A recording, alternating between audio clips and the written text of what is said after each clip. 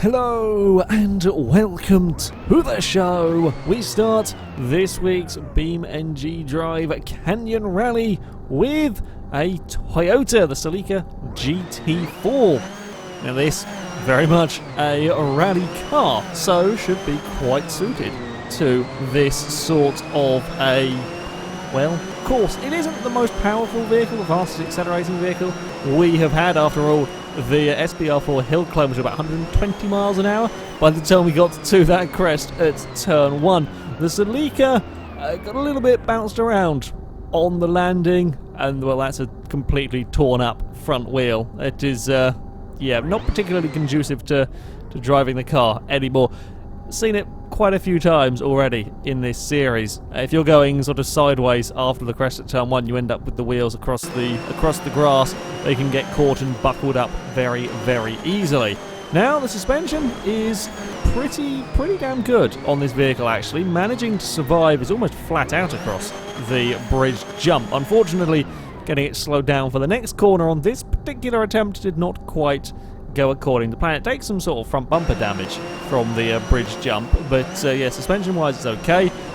Having turned a little bit too soon and gotten caught up on the inside grass, I tried turning in a bit later, and that was not particularly good either.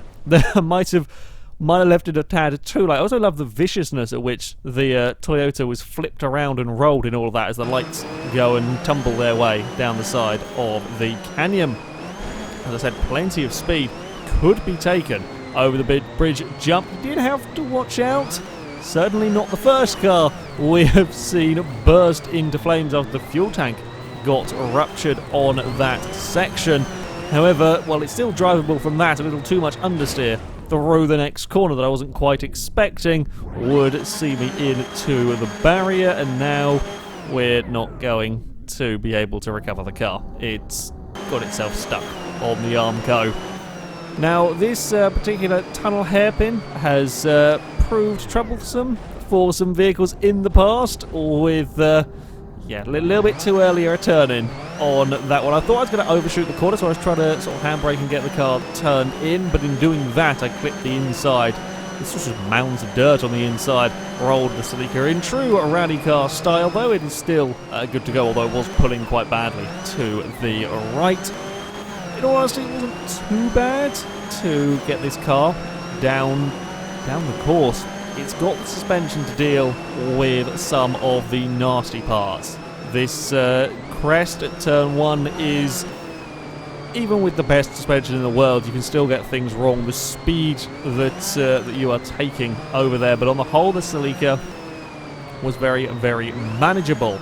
The downsides, it was quite an understeery vehicle, perhaps unable to carry the same speed through some of these corners as we have seen from some vehicles. Acceleration is pretty good. In the end, I opted for not going quite flat out across the bridge jump. The low 70 miles an hour was about the area I wanted to be with the car. It could go faster and the suspension could survive it, but you did run the risk of rupturing the fuel tank or breaking something in the car. So yeah, 70 miles an hour, you got a relatively smooth landing. I mean, we lost the rear bumper, sure, on this one, but that's of no real concern.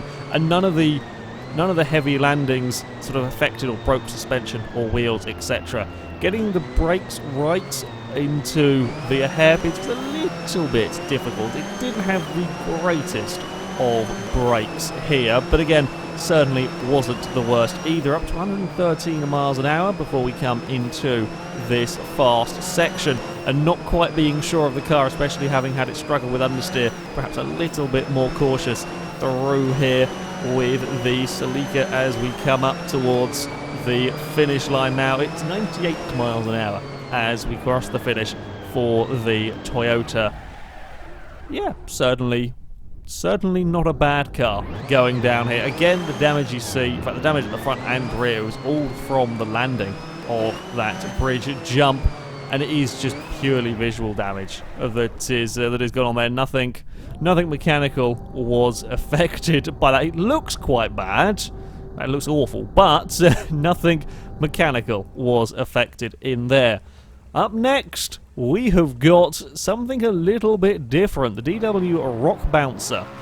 Now, I have tried driving rock crawlers and the like on normal roads normally before, and they tend to be awful. They tend to really not be able to deal with high speeds on tarmac roads, and that is to be expected. They're not designed for this sort of terrain, this sort of driving.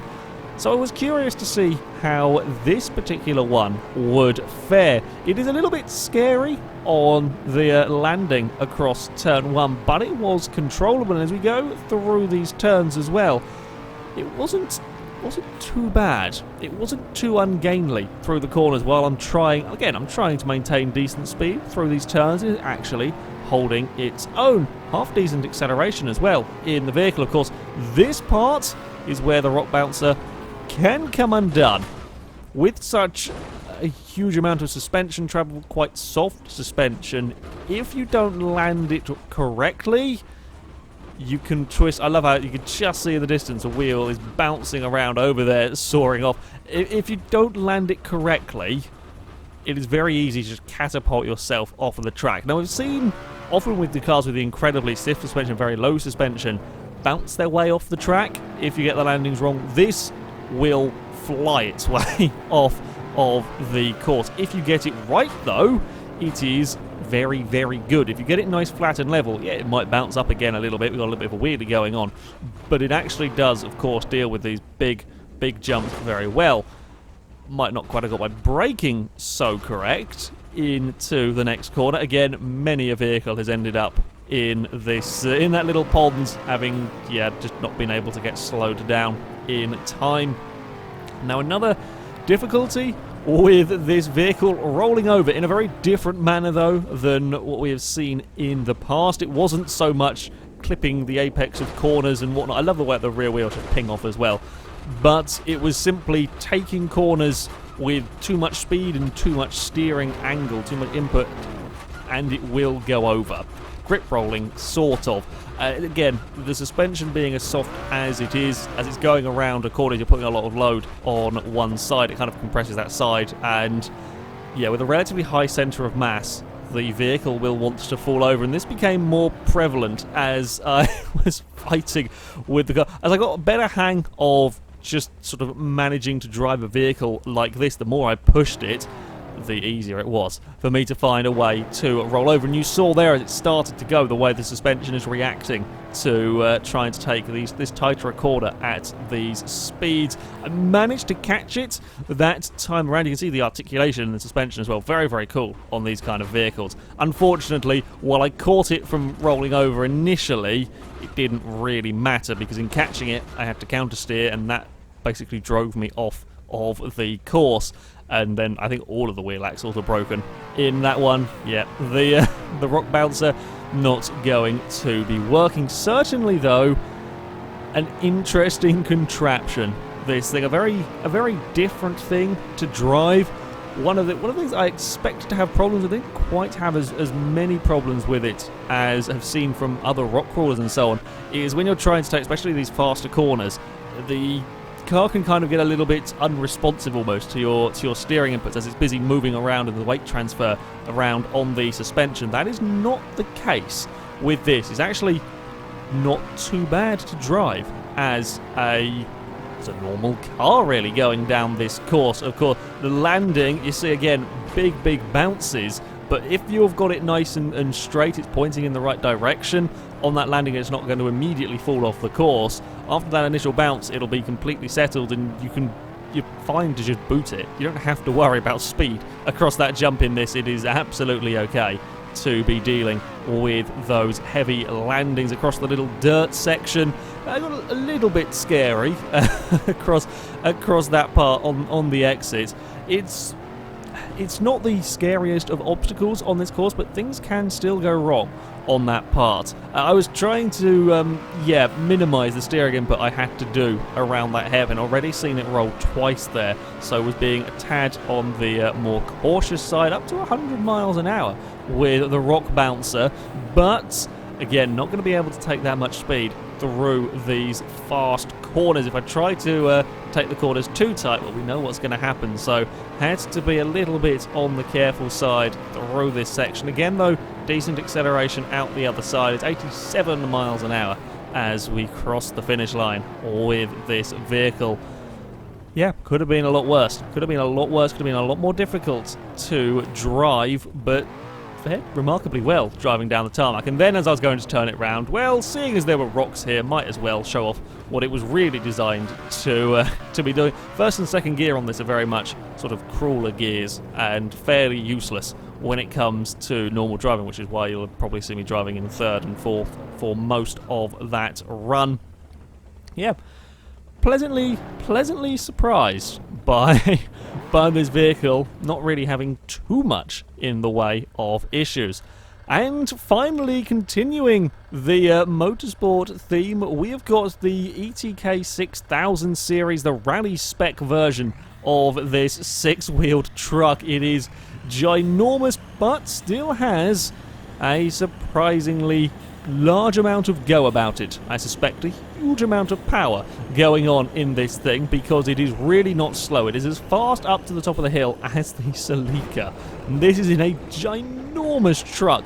It really can shift, although lock everything up into turn 2. Amazingly, somehow get the truck stopped for that second corner. I really did think I was going to be in trouble. It isn't. It's an absolute monster of a vehicle, this thing, as we now line up towards the bridge jump. Flat out in this again. We're leaving it at almost 80 miles an hour.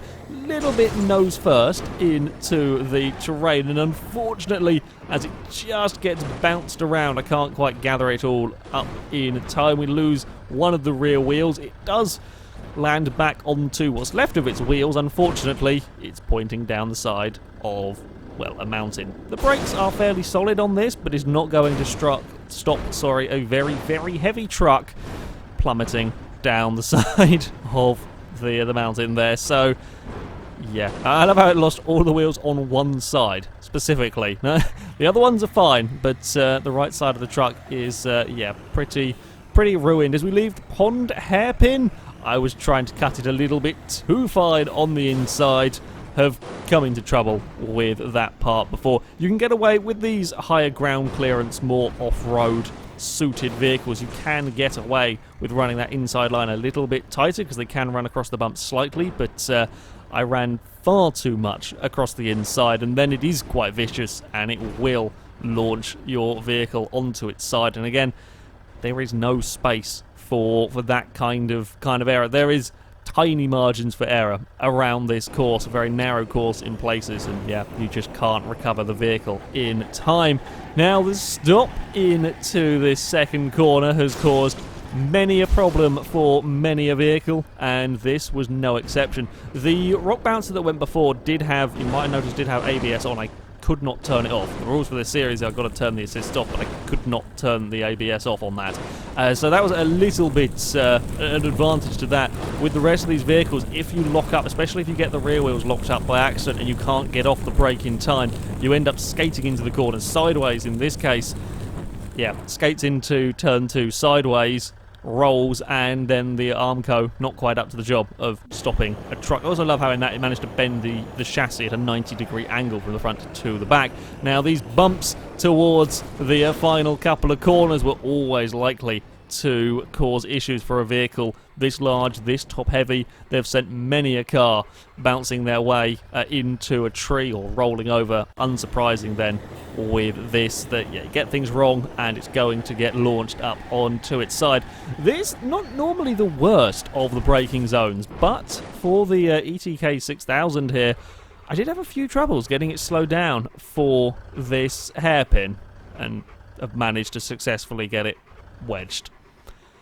Not my finest maneuver, that one. It was a little bit of a peculiar one. The truck didn't. I had to kind of stick the truck into neutral, rev it, and then go into reverse to get it free. I didn't want to get free any other way. Could be recovered, but yeah, not an ideal way to be parking your truck. Now, the bridge jump hadn't really been holding much problem for this sort of a vehicle, although this particular run managed to snap the drive shaft.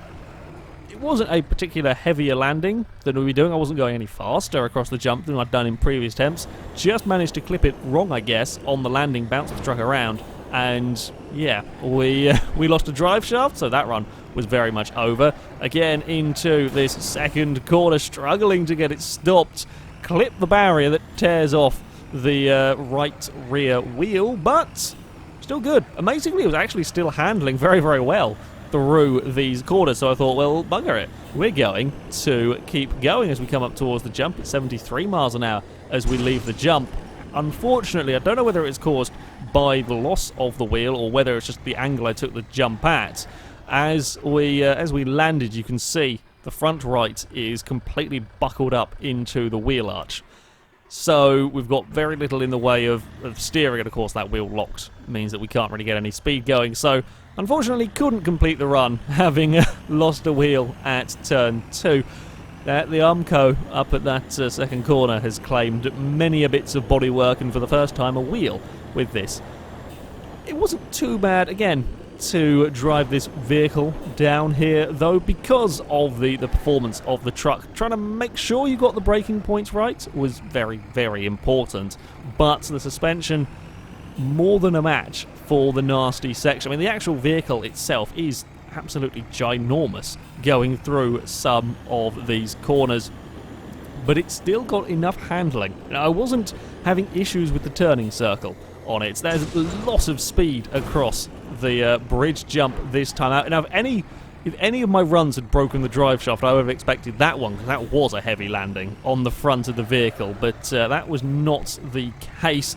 Run it a little bit too deep through this next corner. The turbos on it are mighty, and you really do notice when the turbos have started to kick in. It is quite surprisingly easy to get this thing sliding about through the corners if the turbos kick in sort of mid-hairpin. Once more, a little bit of a difficult time getting it stopped for this next turn, using a spot of handbrake just to make sure I can get around the corner.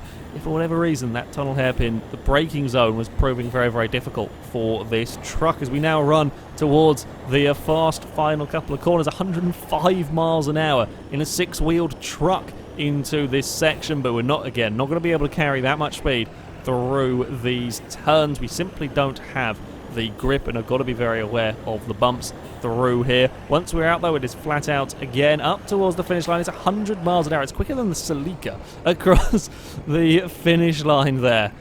That's some serious bloody speed from this thing. When everything is going well with this truck, it is incredibly fast. Yes, it has got its difficulties being such a large vehicle and whatnot on a relatively narrow course. However, yeah, quite impressive. And good fun, actually. Good fun racing vehicle to be using. Survived the course pretty much damage-free on that run. So, yeah, definitely an impressive. I was just making sure. Yeah, it was all very much in good condition. On to the times, though. It is perhaps not too surprising that the fastest vehicle of the lot would be the Celica GT4, 142.4. It goes quicker than the Lancia 037 Mercury Cougar, but it does lose out to the likes of the Lancia Delta. I did think it might go a little bit quicker. It loses out to the Vanster. The H15 Vanster, very impressive time, that 40.1. Yeah, the Celica, I think it can't quite carry the quarter speed that some of the other vehicles have. Got the good suspension, but perhaps not quite able to carry the corner speed. A little bit further down, we find the ETK 6000 series, 147.8. It is ahead of the RG Vortex. It beats the Roma, as well as beating the DW Rock Bouncer of 48.9 from that. Again, that's a very good showing from a vehicle completely and utterly not designed for a rally course to have gone that quickly. Again, beating the Roma, beating the Ford LTD, the GL83. That's good going from the Rock Bouncer there. And yeah, the rally truck, yes, it is designed for racing, certainly a huge amount of power in that, but it is still a giant vehicle to weave its way through a course like this, so certainly not too bad of a time. However, that is going to be it for this video, guys. As ever, I'll put links to all the mods that I've used in the description, so you can download them and have a go with them yourself. But thank you very much for watching, and until next time, goodbye.